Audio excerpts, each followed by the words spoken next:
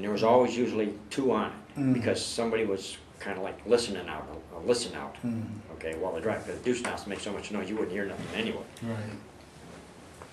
They were paying attention, and a round went off, and Eugene got a lot of shrapnel in his stomach and waist, in his crotch area, and that was one of the other guys. And then here's another strange story. Guy named Dennis. I knew him as Dennis Smith back in training group. And another guy named Sandoval.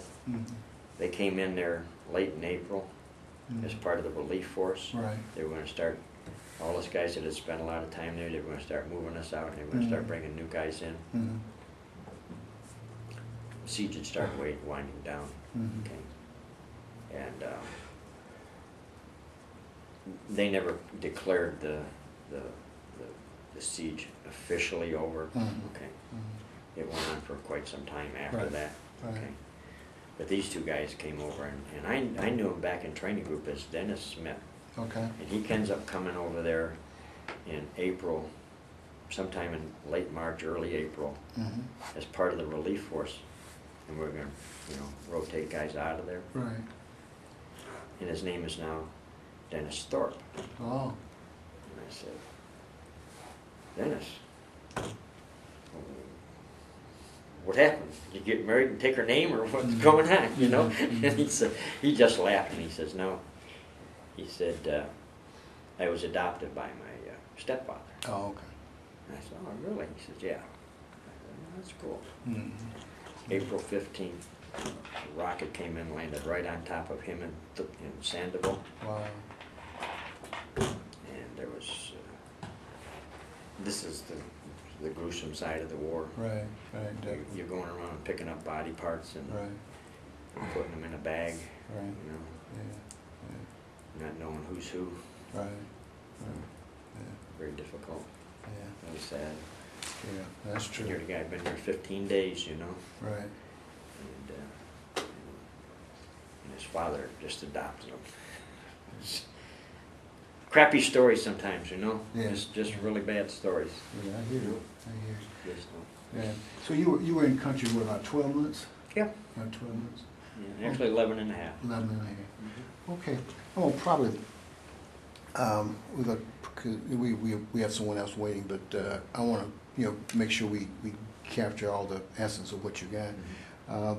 Toward the end, I know you indicated you did some reconnaissance, some cross-border reconnaissance on a top secret circumstances. So was that the bulk of your assignment when you were up there?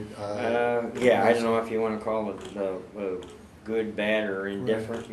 I mean, I ended up in another camp, which was Cam Duck, on Mother's Day. Okay. I thought I was going to die on Mother's Day in 1968. Wow. Okay. We were up there on a new team, and we were out on training missions. We'd spent the night out in the jungle, and there was a lot of activity, and we knew something was going on, and we decided to get back to the camp. And on our way back into the camp, they started rocketing and mortaring the camp. Right. Okay. And this went on for like 3 days in this camp. Okay. They tried to bring in some. It was a special forces camp. It was actually CNC's training facility. Okay. And they ended up rocketing and mortaring that camp for 3 days. And on the 10th of May, 1968, they loaded all the villagers up on a C-130. And as the C-130 was taken off, it took a bunch of rounds. And the whole ship went down with 130 some odd civilians on it. Wow. Okay. And a couple days later, they said, we're going to evacuate the camp. And we said, well, how are we going to get out of here? They said, you can get on a C-130. And it's like, pardon me?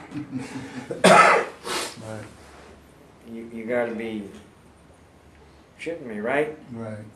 And they said, no, it's the only way we can get you all out at one time. But we'll make sure there's much more air support. this time, okay? Mm-hmm. Very scary, you Sure. know. And the 130 came in, they told us, you know, the gate's gonna be down in the back and it ain't gonna stop. This aircraft's gonna come taxiing in. He's supposed to run, get on the back of the aircraft. He's gonna get down to the end of the runway. He's gonna take off, and out you're gonna be, you know. So we did what we were supposed to do, you know, and you know everybody was saying a prayer. Sure. Yeah. You know, it's like, but the Air Force, you know, they did their job. You know, they had all kinds of fast movers, jets, and you know, gunships, helicopter gunships, everything. Just completely saturated the area around the camp. You know, and aircraft, you know, just revs up and takes off, and everybody's just, we're praying. So you had sufficient air cover, so to speak. Yeah, we got out of there. Okay. So, but then I ran some missions after that. Okay. You know, I mean, those were two very, you know, hectic times. Sure. You know, and I ran several recon missions after that. You know, a couple uneventful. One was not so eventful. You know, I had a staff sergeant. We were sitting on the side of a hill and waiting for, we had heard a lot of activity around us. Usually when we land on an LZ, if the enemy was nearby, they would send trackers out looking for you.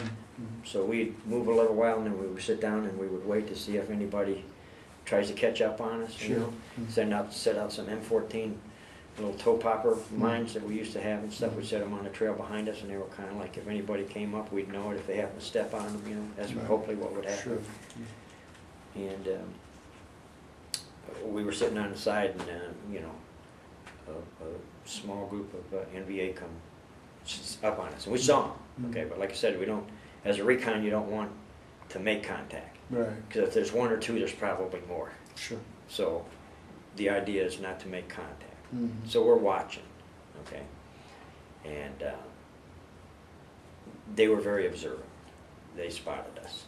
Okay, so a small firefight ensued. We ended up killing them. There was me and one other American. Okay, we had so many people have been getting wounded and killed that teams were made up of 2 Americans and like 6 in ditch now. Sure. Because '68 was a really bad year for CNC. A lot of guys were, you know, a lot of teams were getting beat up really bad. Anyway, he took a wound in the stomach and in the foot, and you know, I had to patch him up. And while I'm patching him up, I'm on the radio, you know, yelling that we got a abort a mission. What we know as a prairie fire emergency. Got a team in trouble. And a couple minutes later, all hell breaks loose. All kinds of NVA screaming and hollering, throwing hand grenades down hills, trying to find out where we are, yelling die GI, throwing hand grenades, you know. Just like, oh crap, you know, gotta move, you know. So I picked him up, you know, the best I could. He's probably, you know, a good sized guy, you know, stocky, like you know, staff sergeant, you know.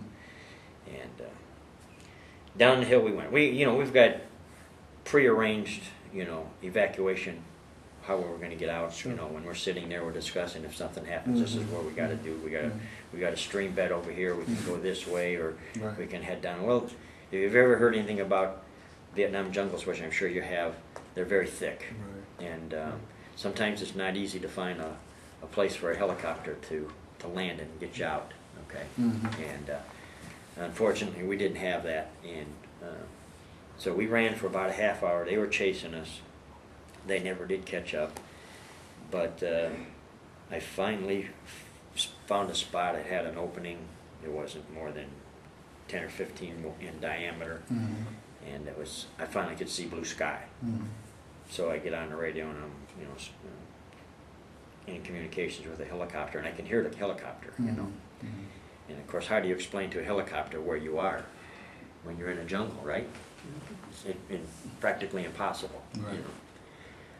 So one of the signaling devices we have, which was called a pen flare. Right. Okay. So I'm shooting these pen flares up through the canopy, you know, and the canopy's